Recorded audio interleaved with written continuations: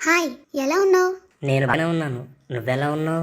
నాకేం బిందాస్గా ఉన్నాను. నేను లేకుండా మనుషులే లేరు. ఒక గంట నేను కనిపించకపోతే ప్రాణం పోతుంది జనాలకి, తెలుసా? తెలుసులే. నిద్ర నుండి లేచేసరికి పక్కన నేను ఉండాలి. పని చేసుకునేటప్పుడు, తినేటప్పుడు, ప్రయాణాల్లో, ఆఖరికి పడుకునేటప్పుడు కూడా నేను పక్కనే ఉండాలి. అవును, మనుషులు నీకు చాలా ఎడిక్ట్ అయిపోయారు. హహ, తెలుసా, నేను కూడా ఉంటే నిద్రపోవడం కూడా మర్చిపోతారు. నేను మనుషుల చేతిలో పట్టేంత ఉన్నా ప్రపంచమంతా నా గుప్పెట్లోనే ఉంది.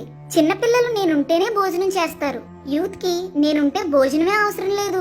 ఇంకా పెద్దవాళ్ళకి కావాల్సిన ఎంటర్టైన్మెంట్, లేడీస్ కి కావాల్సిన వంటలు, సీరియళ్లు అన్నీ నా దగ్గర దొరుకుతాయి. నీకొక విషయం తెలుసా? ఒక రోజుకి మనిషి సగటున 4 గంటల సమయం నాతో గడుపుతాడు. సరే కానీ నీ గుప్పెట్లో లేని వాళ్ళు కూడా ఉన్నారు తెలుసా? ఎవరు? అనాగరికులు, సెల్లవాడటం తెలియని వాళ్ళ?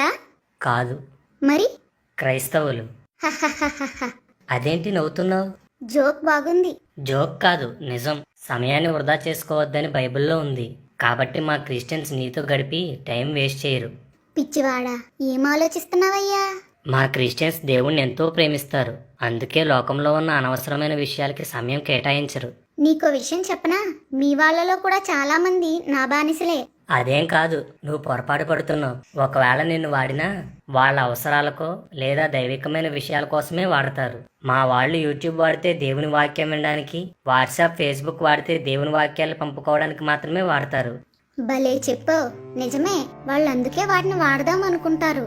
అలా అనే యూట్యూబ్ లోనికి వెళ్తారు. వెళ్ళగానే ఆ హీరో ఇలాంటి వాడా, ఈ హీరోయిన్ ఏం చేసిందో తెలుసా అని 2 సజెషన్స్ ఇస్తాను. అంతే, అక్కడ మునుగుతారు, ఎక్కడో తేల్తారు. ఇప్పుడు చెప్పు, వాళ్ళ సమయం అంతా నా గుప్పెట్లో లేదా? వాళ్ళు ఫేస్బుక్ లో దేవుని పోస్టులే పెడదాం అనుకుంటారు. కానీ అంతలో ఒక అమ్మాయితో లేదా అబ్బాయితో ఫ్రెండ్ రిక్వెస్ట్ పెట్టిస్తా. అంతే, దొరికిపోతారు. మా వాళ్ళు అంత బలహీనులు కాదు. నా దగ్గర చాలా లిస్ట్ ఉంది, కావాలా? వద్దులే. వాట్సాప్, యూట్యూబ్, టిక్ టాక్ లో సమయాన్ని గడిపే వాళ్ళకైతే కొదువే లేదు. ఇందులో పాస్టర్లు, విశ్వాసులు, సంఘ పెద్దలు అనే తేడానే లేదు. అందరూ నా దాసులే. ఒకప్పుడు బయటే నన్ను వాడేవారు. ఇప్పుడైతే నేను మీ చర్చిల్లో కూడా వచ్చేసాను. ఒక పక్క మీ పాస్టర్ వాక్యం చెప్తుంటారు, ఇంకో పక్క మీ వాళ్ళు నన్ను ఆపరేట్ చేస్తూనే ఉంటారు. మీ క్రిస్టియన్స్ దేవుణ్ణి ప్రేమిస్తున్నామంటారు, కానీ దేవుడి కంటే ఎక్కువగా నన్నే ప్రేమిస్తారు. చర్చిలో ఉండే 2-3 గంటలు కూడా నేను లేకుండా ఉండలేకపోతున్నారు. రోజులో వాక్యం, ప్రార్థన లేకుండా అయినా ఉంటారేమో, కానీ నేను లేకుండా మాత్రం ఉండలేరు. అంత పిచ్చి నేనంటే. నేను అబద్ధాన్ని నేర్పిస్తాను, వేషధారణ అలవాటు చేస్తాను, తప్పులు చూపిస్తాను, చేయిస్తాను, భక్తి నుంచి వెనక్కి లాగి లోకంలో కలిపేస్తాను, నరకానికి పరుగులు పెట్టిస్తాను.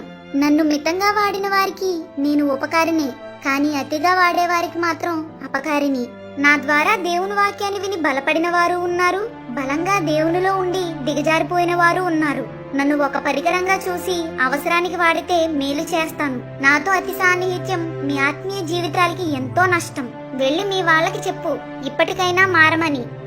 క్రైస్తవులారా, దినములు చెడ్డవి కాబట్టి సమయాన్ని పోనివ్వక సద్వినియోగం చేసుకోమని బైబిల్ చెప్తుంది.